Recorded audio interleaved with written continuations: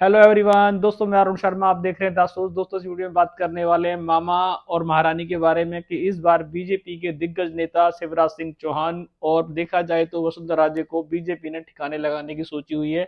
अगर आप चैनल पहली बार जुड़ सकते सब्सक्राइब करें ताकि सारी वीडियो को देख पाएं। दोस्तों, बात करते हैं बीजेपी सरकार के बारे में कि एनडीए सरकार इस बार अपना चुनावी समीकरण जो लेके आई है उसमें उन्होंने दिग्गज चेहरे, जो देखा जाए तो मध्य प्रदेश में शिवराज सिंह चौहान जो जनता का आज भी कमलनाथ के बाद सेकंड नंबर पे लोकप्रिय चेहरा है, जिनको लोग मामा जी के नाम से जाना जाते हैं, पर बीजेपी उनके कार्यकाल से खुश नहीं है। लगातार विक्ट्री को बीजेपी को देते रहे और बीजेपी उस बार उनके कार्यकाल से खुश नहीं है और उन्होंने इस बार उनको कंधे पे भरोसा ना करके सीधा शिवराज सिंह चौहान को साइड कर दिया और उन्होंने केंद्रीय मंत्रियों कवायदों पे इलेक्शन लड़ने की तैयारी की है। और देखा जाए तो शिवराज सिंह को उन्होंने ठिकाने लगाने की सोच ली कि मामा को ठिकाने लगाना है। और इस बार देखा जाए तो शिवराज सिंह को टिकट के भी लाले पड़ गए और उन्होंने खूब जनता में जाके रो रो के टिकट मांगी। तब बीजेपी ने कहीं शिवराज सिंह बगावत ना कर दें, इस सोच के चक्कर चलते हुए उन्होंने शिवराज सिंह को टिकट दी। अब बात कर लेते हैं ऐसे ही एक चीफ मिनिस्टर जो राजस्थान के रण का सबसे बड़ा चेहरा माना जाता है। देखा जाए तो वसुंधरा राजे बीजेपी की विक्ट्री में सबसे बड़ा चेहरा साबित हुई और बीजेपी इनको लेके हमेशा गदगद रहती थी। पर इस बार बीजेपी ने महारानी को भी ठिकाने लगाने की सोचा हुआ है। उन्होंने शुरुआत से ही, जब भी बीजेपी ने जितनी भी वहां पे परिवर्तन रैली की, महारानी को उन्होंने साइड किया और महारानी के जितने भी सूत्रधार थे, जितना भी उनका गठबंधन था, सबको उन्होंने पर काट दी। और महारानी को देखा जाए तो पूरे राजस्थान के समीकरण में कोई कमान नहीं दी और जिस चेहरे पे बीजेपी हमेशा जीतती आती थी, उन्होंने महारानी को सीएम का फेस भी नहीं बनाया। एक गुटबाजी के चलते उन्होंने राजस्थान की कमान से वसुंधरा को बाहर कर दिया और वसुंधरा को यहाँ तक कि टिकट देने के लिए भी 50 बार सोचा और उससे पहले उनके जितने भी सहायक नेता थे, जो उनका दल था, सबको उन्होंने कुतर के रख दिया। महारानी को पूरा ठिकाने लगाने की तैयारी थी और किसी भी कंडीशन में बीजेपी उनको टिकट देने के लिए नहीं सोच रही थी। पर बीजेपी के आए दिन सर्वे होते रहे, चाहे ई वोटर हो चाहे सी वोटर हो, उसमें एक तरीके से बीजेपी को कंफ्यूज करके रख दिया कि एक सर्वे ये कहता है कि बीजेपी अगर इस बार का चेहरा अगर वसुंधरा राज्य को बनाते हैं तो तगड़ी वोटों से हार होगी। और दूसरा सर्वे ये कहता है कि अगर वसुंधरा राज्य के अलावा बीजेपी राजस्थान का किला फतेह नहीं कर सकती। अब दोनों में बीजेपी उलझ के रह गई। बीजेपी ने सोचा कि दोनों सर्वे कहीं गलत और सटीक साबित ना हो जाए, तो उन्होंने वसुंधरा राज्य के पर तो भले ही काट दिए और वसुंधरा राज्य को उन्होंने कोई कमान नहीं दी। लास्ट में एक काफी कवायद के बाद उन्होंने, देखा जाए तो, वसुंधरा राजे को एक टिकट देके सहानुभूति ले ली और वसुंधरा राजे को भी बताया कि उनके हाथ में इस बार कमान नहीं है।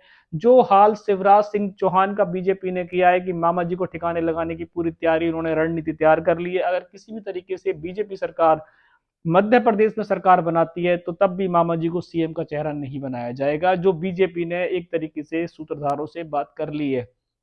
वही हाल वसुंधरा राजे का है कि अगर वसुंधरा राजे ले दे के जो टिकट मिली है, इस टिकट पे वो झालरापाटन से अपनी लोकप्रिय सीट से चुनाव इलेक्शन जीत के आ भी जाती हैं। पर बीजेपी के पास सीएम के लिए ऑलरेडी अच्छे चेहरे हैं। वो उनको किसी भी तरीके से इस बार राजस्थान की कमान देने के मूड में नहीं है। वो सिर्फ एक खाना पूर्ति कर रही थी, जो उन्होंने कर दी है। वो चाहती है कि वसुंधरा की दादागिरी, वसुंधरा का युग इस बार समाप्त कर दिया जाए। जो हाल दो इन नेताओं का हुआ है, जो विकल्प बीजेपी ने ऑलरेडी खोज लिए हैं, उन खोज के चलते ये दोनों का बीजेपी ने सूत्रा साफ कर दिया है। आप देखते हैं कि बीजेपी मध्य प्रदेश में अगर साइन कर भी जाती है तो शायद मामा जी को दोबारा से मौका इस सरकार में नहीं मिलेगा। उनको कोई और पद दे दिया जा सकता है, पर सीएम के पद के लिए उनके पास नरेंद्र सिंह तोमर हो, माधवराव सिंह, ज्योतिराव सिंधिया हो, ऐसे चेहरे से वो इस बार मध्य प्रदेश की सरकार चलाने की तैयारी कर रहे हैं। अगर राजस्थान में इस बार बीजेपी की विक्ट्री साइन होती है तो वो इस बार वसुंधरा राजे को सीएम नहीं बनाएंगे। उनके पास गजेंद्र सिंह शेखावत, अर्जुन मेघवाल, सतीश पुनिया और अच्छे नेता हैं सीपी जोशी, वो उनके चेहरे पे इस बार राजस्थान की कमान देंगे।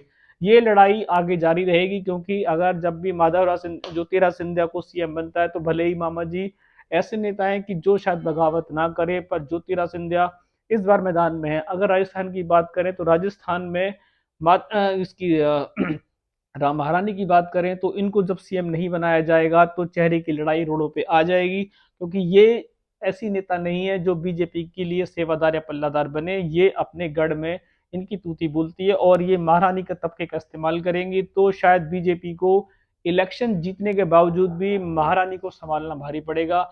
ये चुनावी इलेक्शन अभी समझ में आएगा, क्योंकि इसके अंदर दोनों महारानी महारानी की बात करें और मामा की बात करें, दोनों को बीजेपी जो ठिकाने लगाने की सोची है। क्या बीजेपी इस रणनीति पे कामयाब होगी? भले ही शिवराज सिंह चौहान को वो ठिकाने लगा दे, पर जयपुर में अगर बात करें महारानी की, तो शायद बीजेपी वसुंधरा राजे को ठिकाने लगाने में 100 बार सोचेगी, क्योंकि उनका पता है कि उनका कद अभी भी भारी है और राजस्थान की रणनीति में वसुंधरा राजे की जो तूती बोल रही है वो भी समाप्त नहीं हुई है। तो दोस्तों फिलहाल महारानी हो या मामा हो, दोनों को ठिकाने लगाने की जो बीजेपी ने रणनीति बनाई है, बीजेपी इस पे कितनी कामयाब होगी, या बीजेपी दोबारा से सोच विचार करेगी, मंथन करेगी, शायद मामा जी को दोबारा से ठिकाने ना लगाया जाए, सरकार उनको सौंप दी जाए।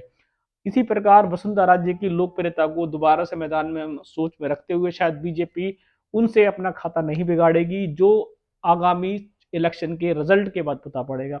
दोस्तों फिलहाल इस रुझान पे नजर है, और अगर मामा और महारानी को ठिकाने बीजेपी लगाती है, तो आगे जाके चुनावी समीकरण और आगे जाके सत्ता परिवर्तन में काफी सारी दिक्कतें बीजेपी को आएंगी, और जो हम आपको बताएंगे। दोस्तों फिलहाल अगर आपने हमारे चैनल को सब्सक्राइब नहीं किया तो जुड़ सकते हैं, ताकि आने वाली सभी डिबेट आप टाइम से देख पाएंगे। दोस्तों मैं अरुण शर्मा मिलूंगा नई सोच के साथ, तब तक अपना ध्यान रखें। नमस्कार।